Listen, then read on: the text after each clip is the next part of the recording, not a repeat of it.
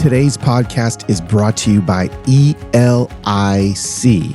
Listen, y'all know my mission is to bring hope everywhere I go. I just like to leave a trail of it. And this is an organization that is doing it already. I couldn't be more excited to share with you that we are partnering with ELIC. They are dedicated to changing lives by equipping and sending people to teach English in unreached areas. I'm talking about Asia.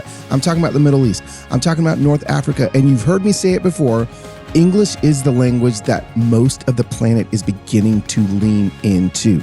They provide training, support, and a team of passionate people who are ready to make a difference. So if you're a college student, a recent graduate, or maybe you're somebody old like me that's like, I got some time on my hands, they've got a 2 to 6 week option in the summer that's perfect for you. If you're ready to create hope with a global impact, visit elic.org/human hope. Okay, Human Hope Familia. I am with, I'm really excited, Johanna, watch this, Rojas Vann. That's right. You got it. I got it. Johanna Rojas Vann. No one gets it right. No one gets it right. I got it right. I got it right because I can live on both sides of the spectrum. Yes. And you just told me that it's Van, not Vaughn. Correct. Because everyone says Vaughn for some reason. People want to make it fancier than it actually is. But there's no U, there's no G. It's just a Van. But can I tell you why they want to do it? Why? Is because there's 2 N's. And so suddenly you almost are intimidated by the second N. And so you think to yourself, it can't be Van because there's 2 N's. It's got to be Vaughn. So just to let you know why people have gone there. Well, thanks for hanging out with the Human Hope family. And I'm holding in my hands your debut. Yes. Did I even say that right? Debut?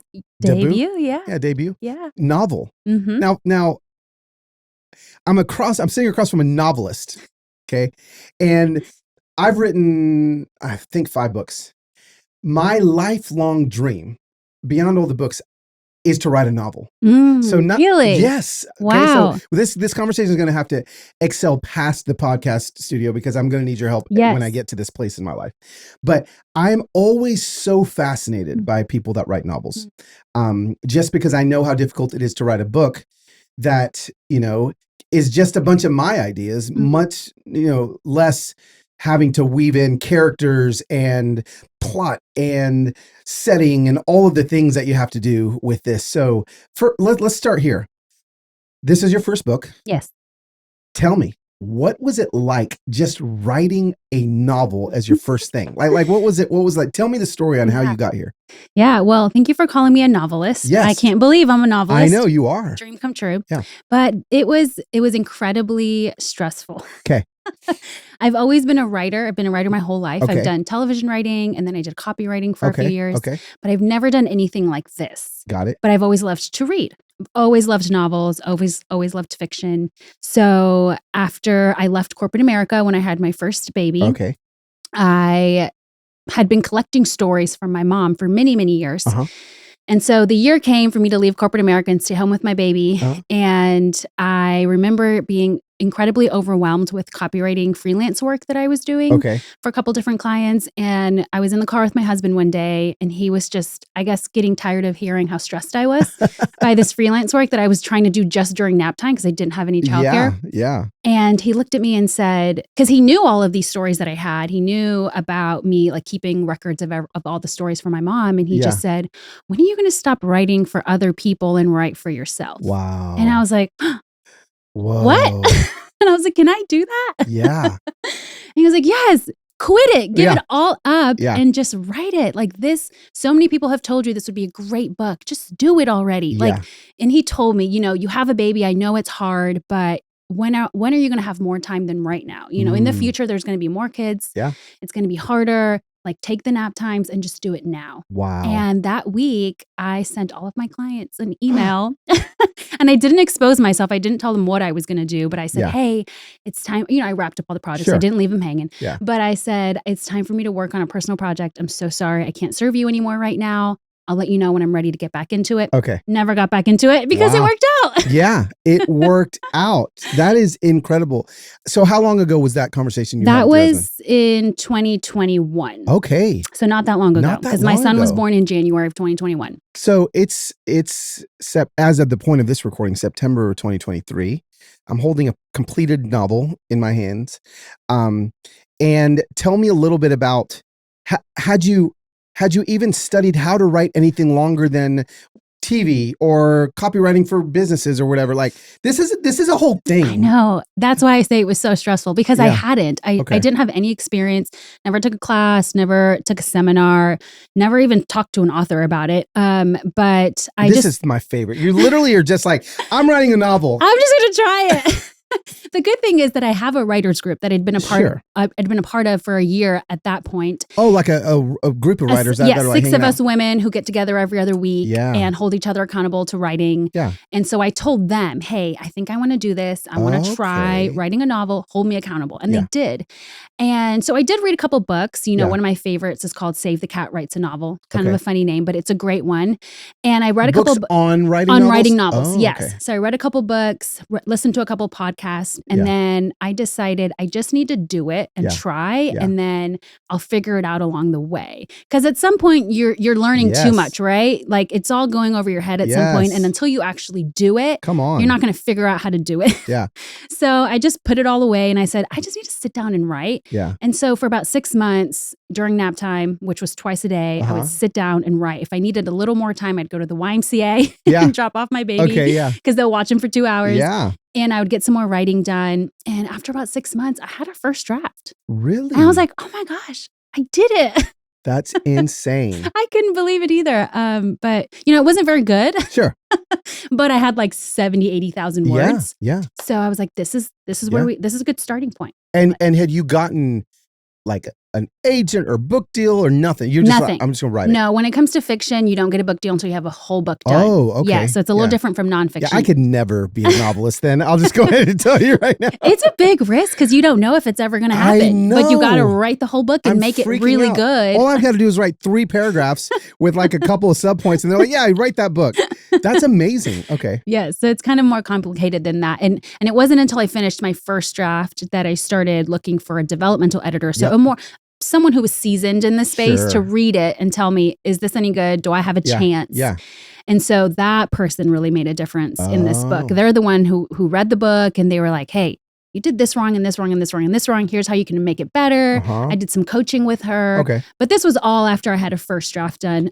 So she helped me tremendously, and I changed like 60% of the book after talking with her. Yeah, that's great. So it was a whole nother few months of editing and rewriting and a couple more drafts later.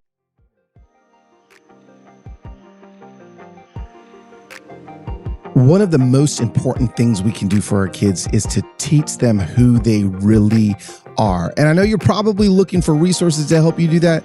Listen, my friend Annie F. Downs, and when I say my friend, she is more than a friend. We toured this summer together. You guys know that I believe in everything that she does. She's got a brand new kids book that needs to honestly get to the top of your list, like right now. Okay, right now you need to go get it. But let me explain to you what it is, right? You may know Annie right from my tour, from her podcast, from the network that we're on together, from her books for grown-ups. But what you need to know is this adorable new addition to her catalog. It's called So Happy to Know You.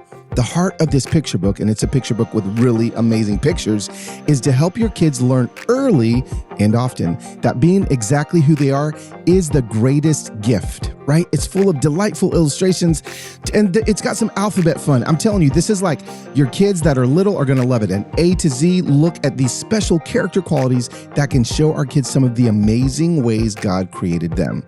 With her Always Annie magic, Annie will teach the kids in your life to treasure how God made them special rather than trying to fit into others' expectations for them. This is such an important message. So listen, So Happy to Know You is out now. You can grab your copy wherever you like to buy books. Don't miss this chance to tell kids in your life how special they are with So Happy to Know You by Annie F.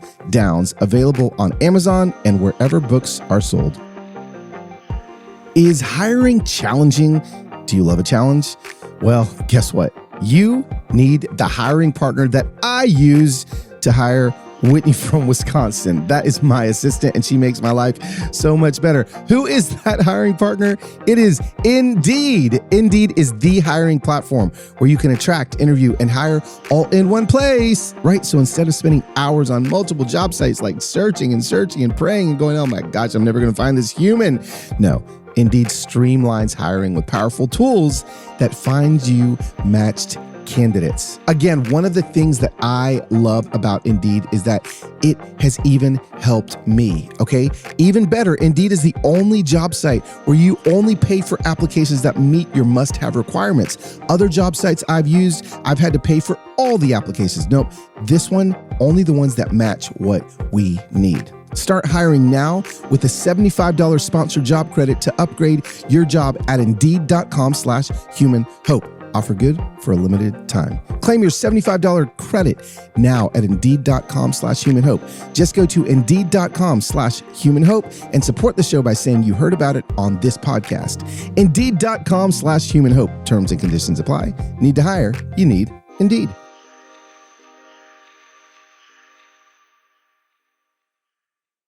And here we are. It's in my hand, An American Immigrant. Yes. A novel. Okay, so once again, like I told you, my team sent me this email when we heard from your publicist, and I was like, "Oh, that's my family." Okay, Yes. and then I started kind of going through a little bit of your story that goes along with the book. Yes. And I was like, "Oh my gosh!" So, as a lot of my listeners know, I grew up. My mom's from Mexico, and my dad is from Panama, and he's a Black Panamanian. And when I was growing up, I really hid the Black part of who I was. And I just embraced the Mexican part of who I was. Why was that? Well, we'd moved to Atlanta in the South in the 80s and 90s, and it was a lot easier to be Mexican than it was to be Black. Mm-hmm. And so I was like, no, my name's Carlos. I am like all in, right? Like I'm like cut off the Black part of me. And my dad's like all Black, right? But now he speaks Spanish because he's from Panama, but he's African, like he's Black. Mm-hmm. And so for a long time, I tried to kind of whiteify myself and just be as white as I can and try to, not really lean into the heritage and who I was. And then a lot of things happened, right? There was a lot of things that happened in my adult life that I was like, why am I hiding and ignoring this part of who I am? And so I've talked a lot about this in my books. I've talked a lot about this on my podcast, but I would love to hear your perspective of, now your parents were immigrants, is that correct? Yes, they were both from Colombia. Both from Colombia. Your perspective on you as the child of two immigrants into America, and give me your kind of childhood before we get into the story, because this is a fictional story based loosely, I think, on your life, on your mom's. Both yours and your mom's life. Just give me a little bit of your life growing up, and maybe try to parallel it to maybe some of the struggles that I was having that I just shared with you. Absolutely. I think your story is extremely similar to my story. Yeah. So both my parents immigrated here from Colombia when they were in their early 20s. Okay. So lived all of their youth in Colombia. Yeah. They both crossed the border illegally using a coyote. Wow. And so they met in America. They didn't meet in Colombia. Married, had 3 kids. And so my siblings and I'm the youngest of 3. Okay. We grew up in a home where our parents, their primary language was Spanish. When we were really, really little, they didn't speak English. Yeah. They'd come from Colombia and they didn't speak any English. Oftentimes they would try to practice their English with us because we would go to school and we knew English. But they always spoke to us in Spanish for the most part, and we always responded in English. Okay. And so I kind of, Same. This is amazing. And it's actually quite amazing how much I was able to gather, how much Spanish I was able to get from just that. Even though I wasn't responding in Spanish, I still am fluent in Spanish, which is amazing. But anyway, very similar to you, once I was aware of my peers and surroundings in school, I definitely tried to hide that part of me a lot because it was weird. It was different. I grew up in suburban Maryland, and I didn't have a lot of friends whose parents were immigrants. Right. So all my friends, their parents spoke English, and they cooked the normal foods. Casseroles. And yes, Yes, casseroles. Like I never had a casserole growing up ever. Seriously, I remember having my first cornflake covered casserole. I was like, "What is this?" You can't put cornflakes in your dinner. So it was very strange. Yeah. And I remember like smells from my lunchbox that people thought were weird. Yeah. And I remember there's this core memory that I have being probably in middle school at the skating ring with my friends on a Friday night. Yes. And my dad calling me and saying something. And I hung up and I said, "Bye, Dad." And I was like, oh, that felt so weird because I'd never in my life called my dad. He was papi. Yes. But none of my friends had a papi. Nobody had that was like a weird word to use in front of your friends. And so there was just a lot of moments like that where you try to hide kind of the life that you have at home. It's just completely different than what your friends see at school. So it wasn't until after college when I moved to Miami, I got a job in Miami. I'm sorry, can you tell me where you grew up? Like where was this? I was in Maryland. I was born in New York City. Okay. And then we lived there until I was about 9. Okay. And then I grew up the rest of the time in Maryland. Okay. Very suburban Maryland. Yeah. Went to college at Penn State. Okay. And then got a job in Miami. Got it. When I moved to Miami and all of a sudden I had culture shock because all of a sudden I was surrounded by Latinos. Oh, yeah. And not just Latinos, but like Latinos who didn't speak English. Right. And I remember being shocked when I would go to Walmart or like a restaurant and they would speak to me in Spanish because I look very Latina, you know? So they're like, no doubt. I walked in the studio and I was like, there's a Latina in There's here. a Colombian in here. I can't hide that. Yeah. And they would speak to me in Spanish, but I would get so nervous and because I just wasn't used to speaking Spanish outside of my home. Right. I only ever spoke it at home to my parents, maybe my aunts and uncles, but I didn't even speak it to my siblings or my cousins. Sure. So it caught me off guard and I'd get really uncomfortable and think like, can we talk in English, please? Like, this is weird. So it wasn't until maybe a year into living in Miami that I finally was like, wait a minute. This is beautiful. This is cool. Like this part of me is so cool. Yes. And the fact that, I don't know, just being surrounded by other people who had the same exact upbringing, because all of a sudden, all of my friends were children of immigrants. Right. Everyone spoke Spanish at home. Yeah. Everyone lived at home until they were married. Right. Or, like no one just went to college and then didn't come back home. That's not what you do in a Latino household. Right. Do you hear that, Sohaila? That's why you're living at the house. That's right. You got to get married first. And then you can leave. And the boys too, not just the girls. Oh, right. Yeah. But anyway, all of a sudden, when I was surrounded by all these people who were like me, I started to appreciate it more and more and more. And I started to appreciate my own parents and my own upbringing. Wow. And that's kind of the story that I wanted to share. Yes. Just showing the life of this young woman who for so long tried to push this part of her away because a lot of times it was embarrassing or it was frustrating. Like I remember having to just explain everything to my parents because we're from different cultures. They didn't grow up with the same things that I was growing up with. Right. So I had to explain everything to them and it got kind of like exhausting after a certain point. Yeah. So I just wanted to share that story of what it was like to grow up in a household like that, help second generation immigrants feel seen. And like it's not abnormal, it's not weird. Right. And kind of encourage people to just seek out those parts of yourself that maybe aren't like everyone else and see how that can change your life for the better. Wow. How has it changed your life for the better? Well, I have a book. Yeah. No. So many things. Like when we get together as a family, like because my husband is let's just say he's a lovely white man. Yeah, he's a Southern white guy. He's from Alabama. Oh, he is? Yes, wow. He is. And I actually met him in Miami, funny enough. Oh, funny enough. But when I get together with my family, I can just see the differences. I love his family and we have a great time, but my family get-togethers are very different. And I've just grown to like appreciate all of the culture, the music, the food. Oh my gosh, the food is so good. And not just that, but the language, the fact that I can speak Spanish and help people in that way, serve in my church in that way, teach my children Spanish. I speak to my children 100% in Spanish now because I know like my husband doesn't speak Spanish. So if I don't do it, the language is going to die off and we're not going to be a family who speaks Spanish anymore. So I only speak to my kids in Spanish. And guess what? My Spanish is not perfect. Right, sure. I speak gringo Spanish. It's not perfect, but that's better than no Spanish. Yeah.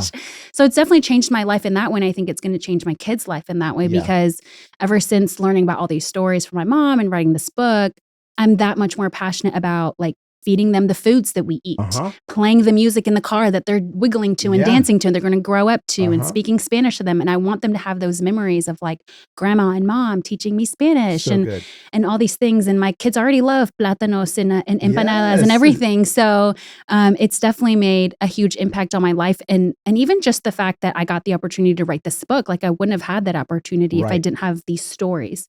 So it's changed my life in a lot of ways. Tell me a little bit about how you talk about collecting these stories from your mom. Tell me a little bit about that process. Yeah.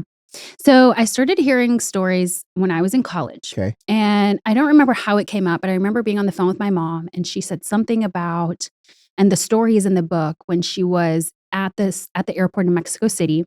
And at the time, it was the time of Pablo Escobar. So everyone was afraid of Colombians. Sure, yeah. And at the airport in Mexico City, they pulled aside every single Colombian. So if you had a Colombian passport, you got pulled aside into a room. They stripped you down completely naked, searched your body. And not only that, then they took you to a hospital and did an ultrasound of your stomach. Wow, to make sure you're not carrying any drugs.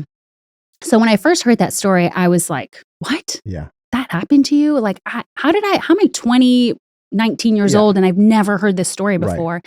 And so I started asking more questions and asking for more stories. And there were all these stories that I'd never heard before. And I guess that I was a journalism major in college. So I've always had that curiosity. And so I guess something just in me said, you better document these, write these down or something. And so I started either keeping them in my notes app, writing them in a Word document, or sometimes if I was with my mom, I would voice memo, record her stories. Yep.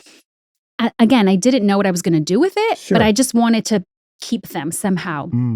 So that was super fun because when the time came to start writing, I had all of these notes and stories and voice memos. And so, I just kept gathering and gathering. And I had a bunch by the time I sat down to write, which was great. Well, and what I love about that is you didn't know why you were even gathering these things, besides the fact that you just, I think subconsciously, or maybe consciously, you didn't want these stories to go away. No. They would just disappear. Right. And I think even for the listener, that's something that that is important enough to do. If you still have parents or grandparents that have their memory, that are there, that have stories. Yes. We actually did this with all of my grandparents 6 years ago. Oh, wow. I took a camera and I said, "Hey, Grandma, I'm just going to ask you questions." And I just hit record and just started asking. And the stories that I got from the simplest questions, yes, I probably am never going to write a novel about it, but now these stories, they will be passed down. Yes, they'll be in your family. Forever. Absolutely. It's so important. Absolutely. I remember thinking and telling my husband when I finished that first draft,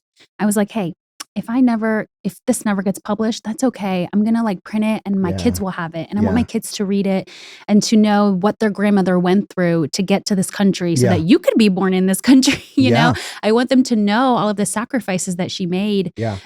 So absolutely. It's worth it. Even if it's just for you, even if it's just for your kids or whoever, it's worth it to document and keep them forever. I finally got my Simple Modern tumbler back. That's right. Y'all have heard me talk about Simple Modern on the podcast before. They're a fast-growing company that is one of the top drinkware providers to Target, Walmart, and Amazon. And I know y'all have seen me talking about their 40-ounce Trek tumbler on my Instagram and on other people's pages too.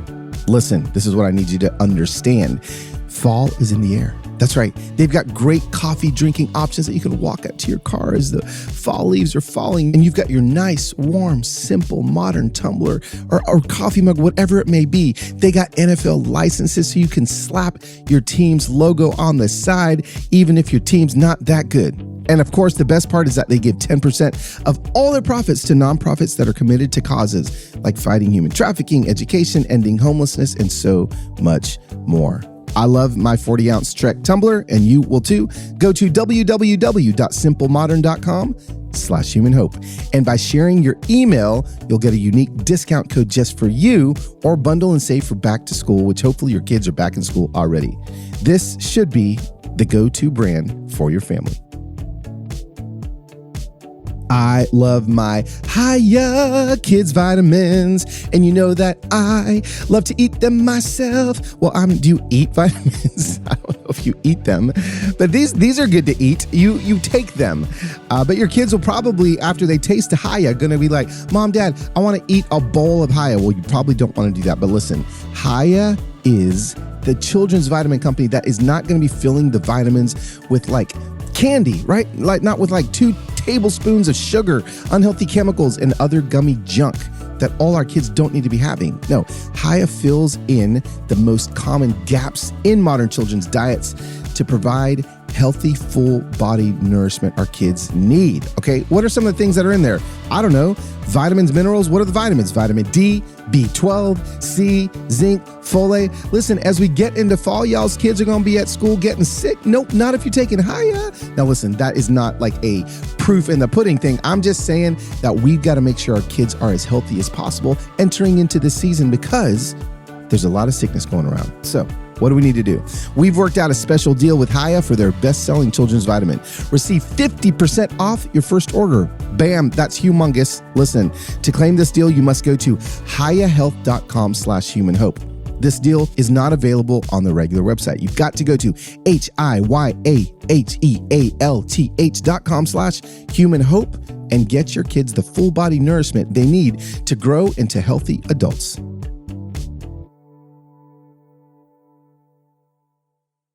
So now the book nerd in me is coming out. How did you land on the storyline?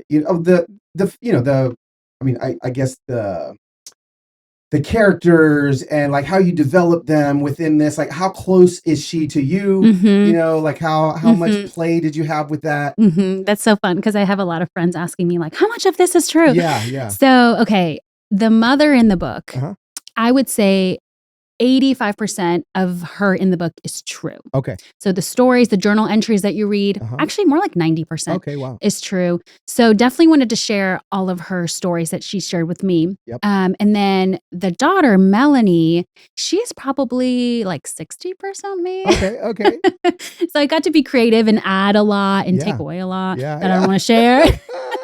But I think overall, it's just like a true general experience of the second gen. Like I've heard a couple people who are second gen tell me like, I've never felt more seen. Yeah. This is my story. And so I think we all have a very similar story. Yeah. But yeah, a lot of the siblings, those are pretty close connected to my personal life. My mom's siblings pretty close connected to our personal life. So even where she grew up, New York. Yes. Mm-hmm. Yep. And the mother is from Cali, Colombia, which is where my mom is from. And Melanie grew up in New York and then Maryland, which is, my story. She's a print journalist. So that was a little different because I was a broadcast journalist for a little bit. Yep. But yeah, a lot of it does align with both of our stories. Now, the one big part of the book that isn't connected to our real life is me like going to Colombia and finding those journals. That never happened. Obviously, as I told you, I heard these stories directly from my mom. But I wanted to tell the story in like a more fun way where she's in Colombia. Oh yeah. So that part is different and not true, but man, I wish I did have some journals that I could keep.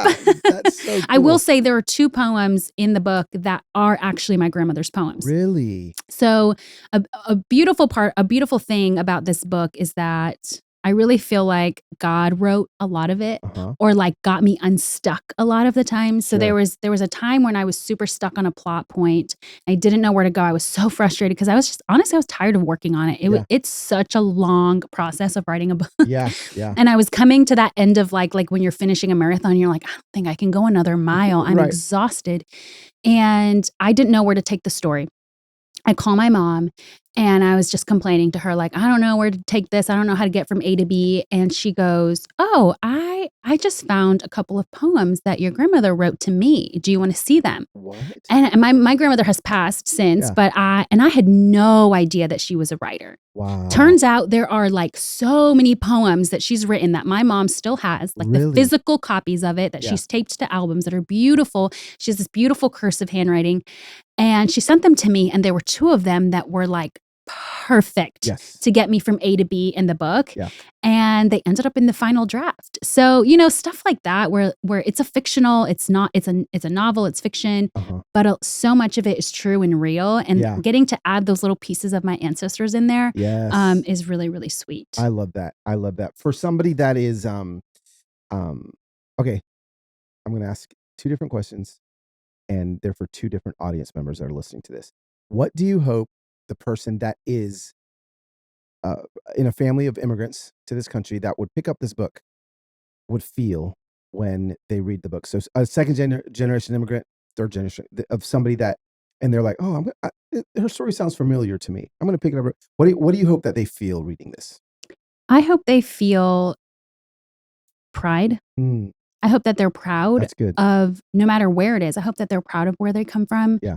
Because it's so easy when you're surrounded by people who are not like you, but are similar to everyone else.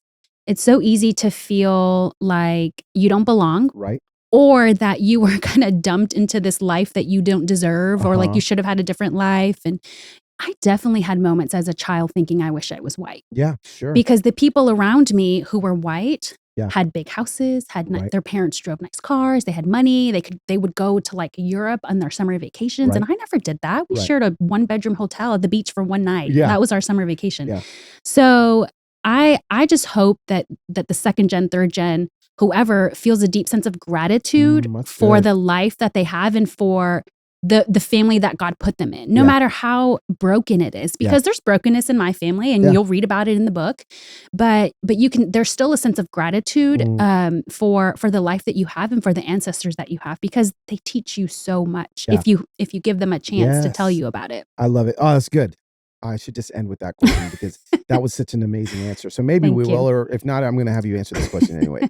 So for the people that aren't second generation immigrants, for the people that, maybe they lived the European vacation in the summer and they, when they read this book, what do you hope they feel? That's good. I hope they feel curiosity. I hope they're curious to get to know their friends a little bit more deeply, because I think even some of my friends growing up may not have known that at home I was speaking a different language, or that my parents didn't speak a certain language. I'll never. Or your dad was named Papi. Exactly. That I had a papi and not a dad or a daddy. Right. Yeah. And my kids, funny enough, call my husband Papi now. Oh, yeah, they do. Which is so cute because he's like this white guy walking around and his little kids are calling him Papi. That's so good. But anyway, I hope that they're curious and that they ask questions and also gain a new appreciation for their friends who are different from them. And I just hope that curiosity ensues. No, curiosity, I've always said it. Curiosity breeds empathy. Yes, and, exactly. The more curious you are, the more empathetic you are. Exactly. Last question. Okay, this has been fantastic. I could talk to you for an hour. Nashville Colombian food. Is there any? Yes. And can I find it? And tell me where to go. Tell us all. 2 places. Okay. Bam. They're both in Antioch. Of course they are. The first one is Mi Colombia, which is an old gas station, but it's so cute. They've got this big school bus looking thing, but it's got the Colombian flag on it. It's amazing. Okay. So good. Yes. Definitely go there for like a big plate of food if you're really hungry. Yep. And then the other place is Mi Cucharita or La Cucharita. Okay. Which just means little spoon. Yep. And that one is great. Like their empanadas are delicious for like the smaller plates. So good. I've taken my mom, who's obviously born and raised in Colombia. I've taken her to both places and she loves both places. Oh. So Mi Colombia and La Cucharita. Okay. Highly recommend. Awesome. Johanna, thank you so much for hanging out. Thank you. Johanna Vann. Not Vaughn. This is amazing. Very important book. I recommend, again, everybody that's listening to this podcast, go get it. You'll laugh, you'll cry, and you'll, again, hopefully you will gain a appreciation and some curiosity. Yes. Will come out of it. So thank you so much for hanging out. Thank you, Carlos. This was fun. It's fun.